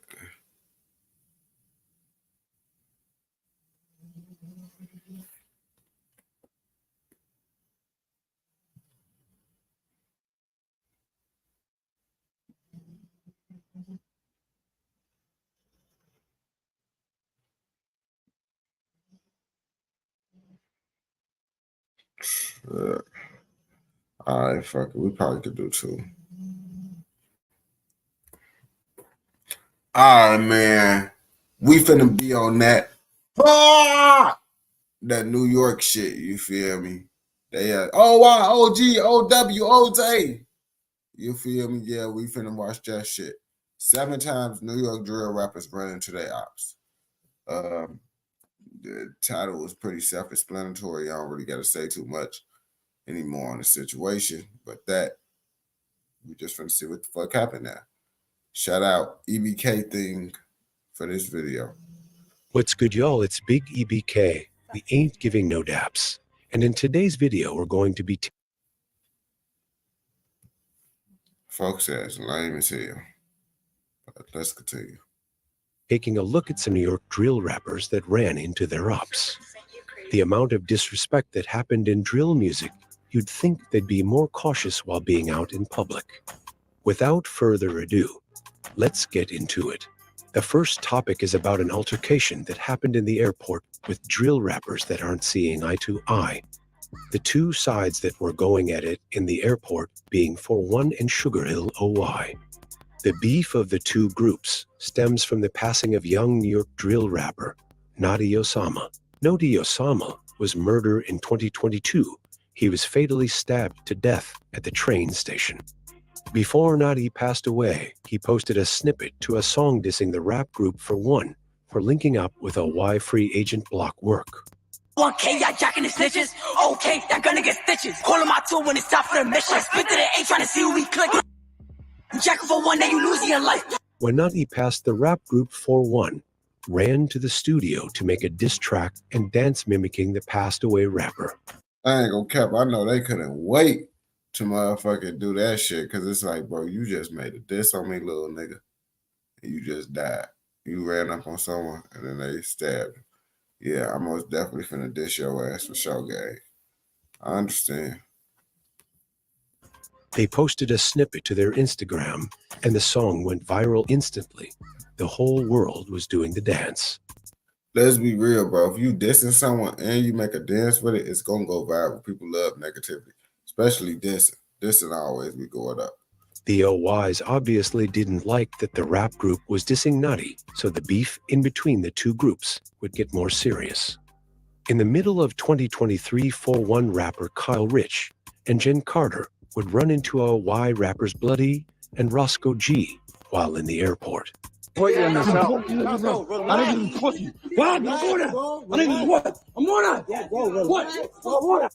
Once the two rival groups saw each other, they instantly started to get it on exchange blows left and right. There are videos of the fight on my Instagram page that I can't post on YouTube. After the altercation, both sides would run to the internet to tell their different sides of the fight. But look though, boom. Right. We was in Miami. This is after Rolling Loud. Okay. In Miami. Boom. In Miami. I forgot why. We just going to the airport. We fake late. I guess they already had missed their flight or whatever. So they on the layaway for the next flight. Feel me? Right. So now me and Roscoe going, but me and him late. So the last 2 seats, I guess they was gonna get on all last 2 seats. So feel me? We going. Wow, like as soon as we running towards the airport line, like I fake just see people like going like putting their hoodies on, like they going like feel me, like that. Right. I'm like, now who is that? Right. I'm looking. Uh-huh. And then it just happened to be them niggas. Not even a week later, the OY rappers would run to the studio. You said they putting their hoodie and shit on. Our people he was trying to do, he was trying to say that shit, basically trying to say right that them niggas was scared and he didn't want to be, and they didn't want to be seen by him and shit. Niggas always be trying to do that shit.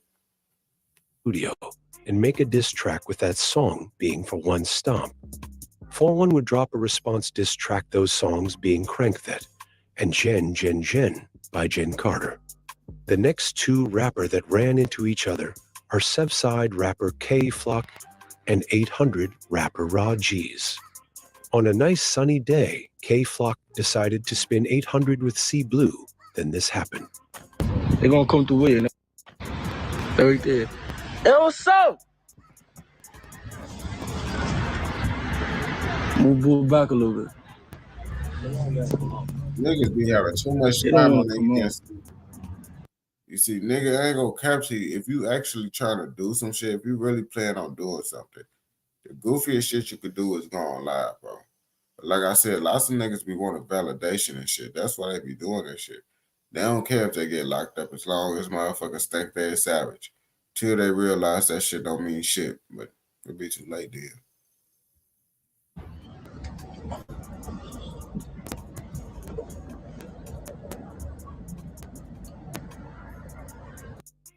What you doing, Bob? You see me going up, bro? What the this is Look at this one. They know what I do. Boy, they trying to spin. Look how comfortable I am on this block. Don't look near.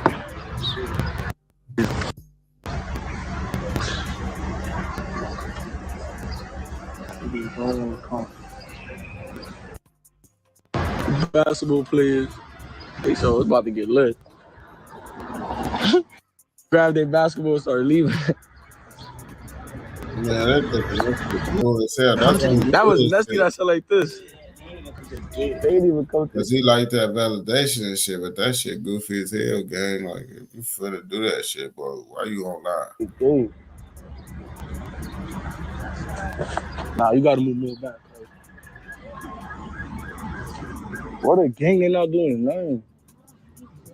yo.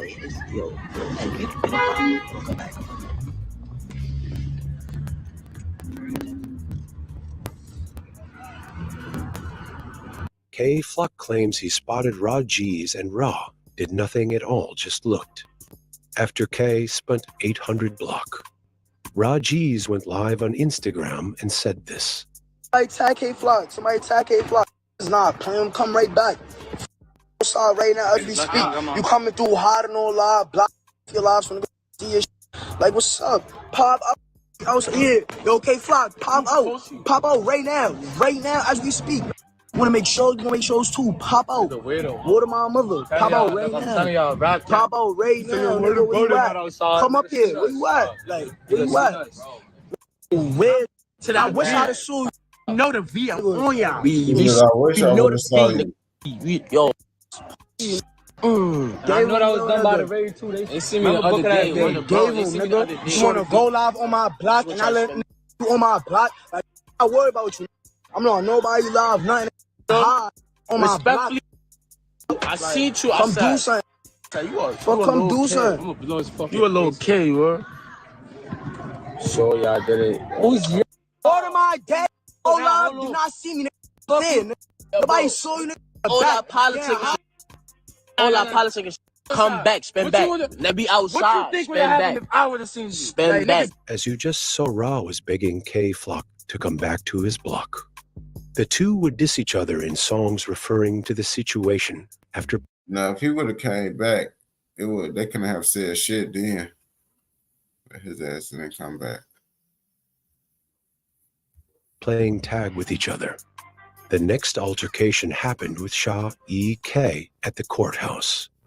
Shah had seen on Instagram that one of his ops had posted a post saying, "Pray for me to have on court today." So Shah decided to wait at the courthouse for them. Here's a clip of it.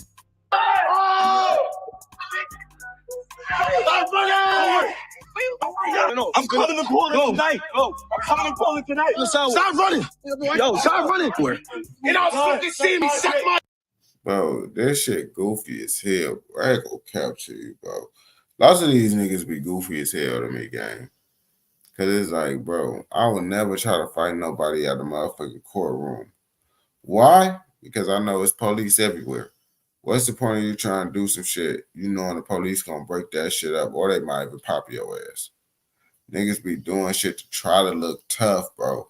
Lots of niggas, that when you really notice, lots of niggas, bro, that's why when I see niggas doing this shit, I automatically be like, man, these niggas trying to put off that image of being tough. Because a nigga that's really, really about that life, I promise you, they is not finna be trying to be all up on the internet, running and trying to fight at courtrooms. That's the last thing a motherfucker who really in this lifestyle gonna do is go to a courtroom and try to fight and pull out cameras. That's why I be like, lots of these niggas just want validation, bro. Really, and then they be gay as hell. They be wanting validation from other niggas. They want other niggas be like, oh yeah, you such a street nigga, dude. I get y'all goofy ass on, bro. Y'all just gonna go to jail and then be like, man, they treated me bad up in this bitch. Your ass over here fighting in front of courtrooms and shit because your ass want this. Like, that shit be goofy. Got no money on you. You a bum. Not too long after the altercation, Shaw would do an interview with Cam Capone News saying this. 6'1", all you could do is fight. So, But how did that happen in front of the police, in front of the courthouse? That was in front of the courthouse. Any day. Really? Any day. Monday through Friday in the courthouse, that's what happened. So it's every really day. Like on time. If I see you, it's on because everybody catching cases, so everybody getting the same court date, and you don't even know. So once you go there, you. But didn't they say he just went out there on his own for real because he saw that he had a court date? And even if you had court, why would you be fighting, bro? You trying to not be in jail. Fuck you gonna make your situation worse for? Niggas be goofy as hell. You see one of your ups. Oh, posting, wish me good luck at court. Once you post that, oh, boom, in the courthouse. Once you do that, our block is right there, so you know. Not every time Shaw ran. Bro, I ain't gonna capture you, bro. You look more like a goofy just because you going to go fight at a courthouse. Anybody motherfucker see that shit and be like, damn, they get on their ass. Is a goofy too. Because it's like, bro, you can't get on a nigga ass in front of the police, bro. Come on now. Like, no matter how tough you think you are, bro, you acting tough in front of the police, gang. None of that shit matter. Like, literally, bro. I know me, bro. I'm not going to be trying to have an altercation with a nigga in front of the police. That's the last thing a nigga going to want to do, especially if you got court cases. And into a hop he performed. At about 3 a.m., Shaw E.K. attempted to spin Douglas. Douglas is the block that the sweepers are from. Shaw thought since it was really late that nobody would be outside on the block and that he could record a nice clip for Please Don't Black. What block is this, though, y'all? Like, what block is this? Like, how I end up here, though? Like, on feet, though. How I end up in this, though? While he was on his ops block, some of the sweepers were actually outside and seen Shaw leaving in a speedy fashion. Jumped out right here, tried to make a video, and all of us just chased him. He jumped back in his V and drove off. Look at the video, y'all. Tried to make a video. I mean, I'm not even surprised, bro, that he did that shit. A nigga is fighting motherfuckers at a courtroom. Can you really take a motherfucker like that serious and think he a real tough ass nigga? Come on now. Like, I look at the overall picture. Like, nigga, you could act all that tough shit all you want. But I look at the bigger picture to see, like, nigga, that should be an act. Because you ain't going to do nothing. But a nigga that's really finna do something ain't finna be around the police. Because I don't want the police to stop him. 3 in the morning, nobody was outside. 3 in the morning. Yo, all of my damn is running 3 in the morning. Yo. Just trying to spin my block that PDL, thinking nobody outside right now, and chase down games. Stop trying to put mixtapes on my block. Bro, y'all trying to hit PDL, y'all getting low. Early that week, the sweepers had recorded them driving through Cortland, so Shaw was attempting to get back. Sweeper member S. Go would call Shaw G's to try and get into contact with EK. They ended up getting on FaceTime. Oh, what up, bro? Your video. What up, bro? What up, bro? The next drill rapper that ran into his op is Freshie the General. It was on Freshie birthday when he on Instagram Live and spotted a op. Once he spotted the op, he turned into a D1 track star.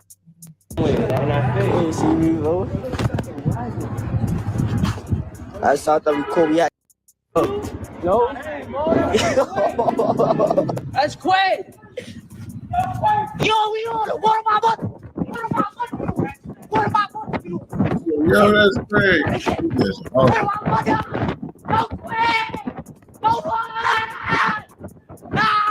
Why is he screaming? Yo, I mean, let's get that.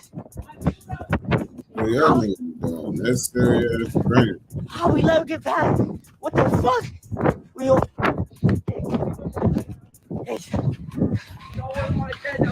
That was quick. How we let him get past? We thinking that's both. Be that way, bro. Here, a clip from P Films of him speaking in the situation. Cool. Oh, it's my birthday. Outside, playing all the bros. I play a song. It's wicked. I play the song. You know what I'm saying? Because I always play heat while I'm going live. That's just me. I play the song. I'm gigging the whole song. As soon as it's end, my Figo Blake. It's a Figo Blake. Said one little thing to me. It's clear. Look, all on the lot. All that shit is organic. Like, that shit real. I'm trying to tell you, look. His little... his dog, you really got to know how Garvey is. You really got to know what Garvey is. Because, like, I was on live the whole entire time. I guess he was already on the other side or whatever, by no scooter. You know what I'm saying? That's how he got his little video. That's on the other side. When he got to this block, yeah, after he made that video, put his phone in his pocket, he school it, he seen a few said, like, I don't know what was in his mind, you feel me? Kept going, and I ain't gonna fight, it's crazy. We did, bro, gangster. That it for today's video. Comment below any rapper. Yeah. I don't know. Man. Shit, I focused with the video. That court shit really kind of made me like, damn, bro. That shit really was goofy as hell. But I'm gonna do one more video. Shout out EBK, Tino. I said thing.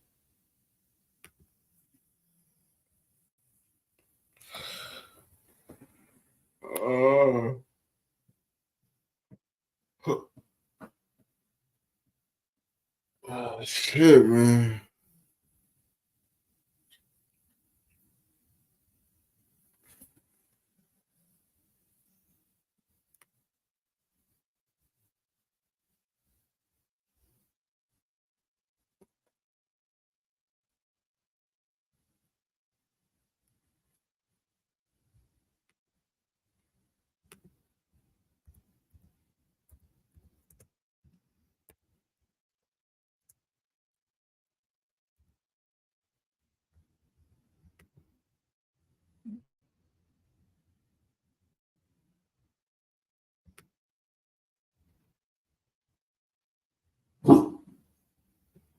Shut up.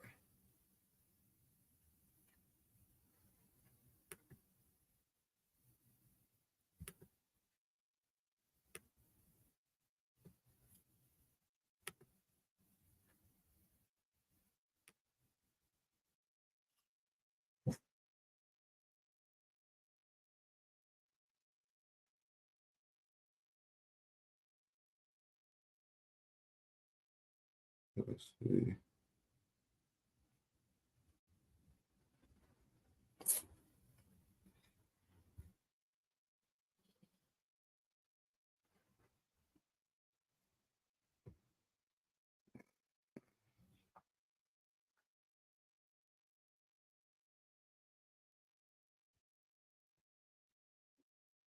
Let's see.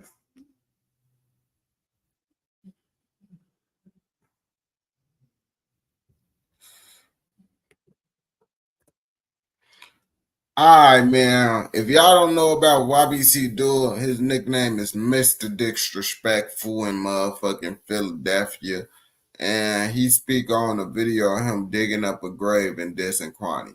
Kwani is 07 Kwani or OT7 Kwani or whatever. Folks ass from Philly. He into it with his ass. You know, this is No Jumper interview. Shout out No Jumper clips for this motherfucking video. Liking it, and we finna get into it now. Once you start getting that attention and shit, though, because like I seen you start doing different interviews and everything like a couple years ago, was that kind of shocking to you? Because you're, you know, mostly making music about shit that you're kind of thinking is not going to really appeal to people outside of the city. But then all of a sudden you got, you know, Sean Cotton. Well, you know, when you're talking about the street shit, you're kind of not necessarily knowing that it's going to appeal to like a big audience, right? But then all of a sudden you got. I mean, honestly, bro, let's be real. When you rapping about the street shit, it's going to appeal to the audience because that's what's going on right now. Niggas like that drill type, killer type music. So it's like niggas probably don't care about the city per se, but if he's spitting some shit, talking that shit, niggas going to listen to it, bro. You got people Especially getting in interviews with you, and you got labels talking to you and everything like that. Was that almost a surprise, or were you trying to blow up like that from the beginning? Yeah, that was the whole like the moral of the story, bro. I'm trying to get the bro. I'm gonna keep it being like I feel as though like I'm at the point where now like I'm really at this point. At first I was like it wasn't that bad, but now it's this bad. Like it's at the point where like if I don't make it, like I'm gonna be a nut ass nigga. Like when niggas gonna be seeing me in the city, like years later, I'm like, yo, that's the nigga YBC. That's the film. I ain't. Oh, I already know what the fuck you saying. It's like once you start this shit, then it's like, oh yeah, he was that nigga that was busting. He was doing. I remember one time, man, that nigga was busting at one point. Now his ass just in the hood walking around, sad as hell, while his ops out here, rich as hell, rapping and shit, making money. Yeah, I already know, gang. You don't got to tell me how to fucking feel.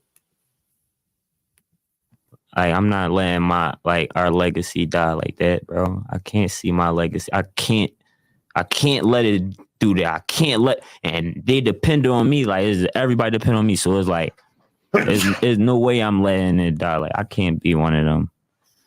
Definitely. But I mean, that is like a common story though. If you see like a rapper who almost made it, but didn't quite make it, but it doesn't mean that your life is over. You can still like have other artists under you or something like that. Right. But you feel like this is life or death right now. You need to make it.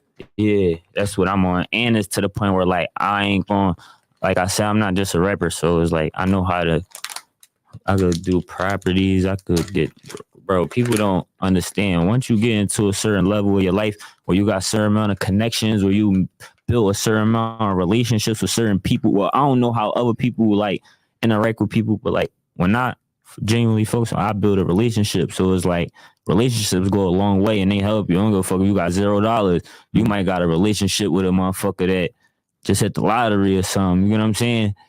Shit like that. Like relationships go a long way. So it's like, nah, yeah, it's spinning like. Niggas be having it, and it's crazy because the connection sometimes will beat the motherfucking skill.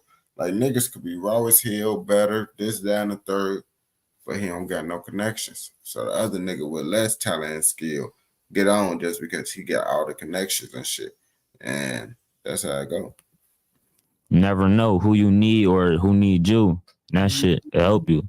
That's real. Do you feel like, is there any support for a rapper like you coming out of Philly, or is everything independent, especially because, you know, the radio don't want to fuck with rappers who are necessarily beefing and shit like that? Not that. It's just that one side got the ball right now. So it's like, it's hard for me to like really like get off all crazy. They got the ball, I ain't gonna lie. So your ops are more in control right now, you feel like? Like, I mean, I ain't gonna say they more. I mean, shit, he being honest, bro. Like, everybody know, like, at least he keeping it real, bro. Because if he sit there and say he was bigger than his ops, motherfucker, like. True, but like, they definitely on they shaking just like me. Mm-hmm. And I ain't gonna say niggas my ops. I only got one nigga that's my op that's shaking. And I ain't saying no names. He ain't my op. Okay. No, I ain't talking about Kwani. But people get that confused because they thought that video, you digging up the grave or whatever, was about him. Digging up his grave if he alive. Exactly, yeah. It's like it had to be. I was watching it and I figured that out, and then I started reading the comments and it got confirmed that it's like, oh, you're not talking about him because you're talking about somebody who's bro. not Why would there. I be talking about a nigga, bro? Bro, nobody in our camp touch nobody in they camp. Nobody in they camp touch nobody in our camp. We ain't got nothing going on. We ain't beefing. I mean, so what was going on in that other video? I saw people saying it wasn't even you in the video. What video? The video with the shovel in the graveyard. They said that wasn't me. I saw some people saying it wasn't you, but it looked like you. He said that wasn't me. He like, nigga, that's my work, nigga. Don't play with me, bro. I take pride in me digging up motherfucking graves and shit, being Mr. Disrespectful on game. Don't you ever say I did not do no crash out shit, because I did it. You have a certain silhouette. You got like very skinny legs and shit. You knew that was me. So what were you doing that day? It was like one of the most disrespectful things I ever seen. Oh, bro, trying to find that nigga grave. He ain't got one though. They ain't never getting one. just a guy that we don't know, like not anybody that in particular. No, I don't know him, and I'm not giving people clout no more. I'm done with doing that. I ain't saying that. Okay. Damn. Yeah, that shit crazy though. But everybody keep trying to say I'm beefing with Kwani. I ain't beefing with Kwani. I don't even know him. Okay. I was just trying to think of who it could be because Skrilla was kind of unloading him on the interview, but I'm sure that's some other shit. Oh, he went crazy on him. Yeah, he wouldn't let it go. He kept coming back to it. That's pretty funny. I don't got anything against the guy, but it's pretty funny. Yo, I was drawing you gonna gas it right up too. You funny as shit, yo. Yeah. Well, he talks about it in the music and everything. Talk about it. No, mostly on social media and shit. Yeah, this interview is way different from the Skrilla one because Skrilla, his ass was motherfucking just talking shit the whole time down there about Kwani in the motherfucking crib. So, you know how that shit be. I figured I had to ask about it. That was funny as shit. I watched that whole John Skrilla be high as shit. He was going crazy. You get fucked up like that? For me? Yeah. Not in public. The whip it thing really yeah, that whip it, bro. That junk, yo, that give you like the 2012 high, like when you be dizzy, vibrating and shit, bro. That high crazy. Right. Yeah, I really hope Skrilla kind of makes it out of that whole drug-induced state at some point, because that's going to hold him back musically, even though it made for a very entertaining interview. You think how? You think it's holding back? Everybody do drugs. Juice WRLD, X-Tentacion. X wasn't getting fucked up. He wasn't? Nah, but Juice definitely was. Juice is a good example. But Juice, I've seen how bad that was for him towards the end of his career. It's funny, we just seen Lamar Odom. But I ain't gonna cap to you. Skrilla, you can't compare Skrilla to Juice WRLD. Like, I don't even know no hating shit. Skrilla, I don't think Skrilla got what it takes to be at Juice WRLD level. Because Juice WRLD was actually different, you feel me? That was the main thing right there. Yeah. No, he's an example. But he said that he didn't overdose. No, but he got drugged. No, but like that's what I'm trying to tell you though. Like, high, bro. Once you get to a certain level, bro, you go and get high, bro. You get high. I know you get high, but it's how you do it, bro. It's not what you do, bro. It's how you do shit. I'm telling you. Well, I know myself enough that I know I can't have a bottle of Perks in my crib. They will get consumed. That's what I'm saying. I can't. So I can't have it around. I can't do that either because I'm going to take them all too. Yeah. It's going to be a problem. Yeah, I might lose more pounds. You see me, I'm addicted to them. I love them Perks. Oh, yeah? That's your thing? Yeah, I had to take them when I was offset, though. When you were what? Offset. What do you mean offset? When the camera wasn't rolling. Oh, offset. Okay, yeah. Bro, shit. Like, offset. I got Migos on the brain, I was like, I'm just thinking about offset. I don't know them. Oh, okay. You don't think you have a problem with it, or what? The Perks, the drugs in general? No, it's like, bro, I ain't gonna lie. That should be fucking me up sometimes, but I ain't gonna lie, I need them, John. And one time I was getting chased by the cops. And shit. We was on the E-way, right? We was getting chased by the cops. I think it was the state troopers. And it was a fucking tow truck in our way. And we had to go around it. But when we was going around it, like it was like a merge John too. Feel me? So when we was going around, we was going like 100 miles per hour. I'm trying to tell my man to slow down. So I really know how to drive. I wouldn't have crashed. I'm telling you, slow down. This nigga didn't slow down. I just prepared myself. I knew we was about to crash. We flipped. Boom. We crashed. Like we flip. We crashed into a wall and all that. We almost flew into the Schuylkill River. But I passed out. When I woke up, it was nobody in the car. It was just me, and I couldn't move. Feel me? It was a gun in the car, all these Perks, everything in the car. So when I look up, right, I see one of my, like, he not a op, but like, it's a nigga that be with one of my ops, and he a tow truck driver. And I guess he was coming to tow the truck, but I like was on some unconscious shit. So I'm thinking he gonna call the ops there. I'm in the middle of the E-way, right near my hood and all that. Like I'm thinking I was gonna die that night. I'm thinking I was about to get killed. But then I passed out again. I woke up, the ambulance was just. So what was his homies at? That's what I'm trying to figure out.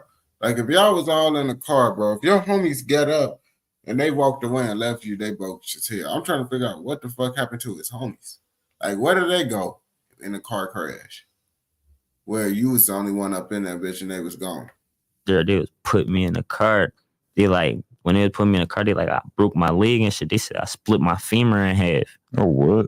Yeah, it's like the hardest bone to break in your body. Yeah, that's what the doctor told me. Wow. And don't you know how like when you get like shot or whatever, they be trying to cut your jeans? Yeah. I had some Marys on. They was like, yeah, we got to cut your jeans. I took them bitches off myself. my leg was dangling and all that. I'm like, I ain't cut. Hell no, folks. Boy, cut them bitches off, bro. I'm not trying to do that shit. Do any unnecessary movement with a fucking broken leg, especially with my legs. Yeah, my G, y'all tripping. But yeah, I had broke my femur, so that's how I'm like so small like this. Like, feel me? Like I can't really like that. I could exercise, but I got a whole metal rod in my legs, screws in my knees and my hip, holding a rod in place. But so you're saying that this is how you decided to do less drugs? Because I'm assuming that you got put on a shitload of medication. That's what I got. That's how I already was taking drugs, but that's how I really got on them. Like if you look at any of my first interviews I ever did, like I just kept saying like I don't know. Any question they asked me, I was like I don't know. I was so high. I was probably popping like they was giving me 90 tens for $2 at Walgreens. I was going to Walgreens again, walking out with 90 tens with $2 bills. Feel me? So I was just like, how my homies, that's around the time my homies was dying. Niggas was going to jail. Like the war was crazy. Like, so it was like, that shit was just going down. So it was like, I was stressed out. Once you... I feel it. You feel me? Shout out No Jumper Clips for that motherfucking video right there, man. And this the last motherfucking video. We damn near did 2 hours. It's 7 o'clock. Oh, man, I gotta do TikTok now. Y'all be smooth. I'm finna post these YouTube videos, man.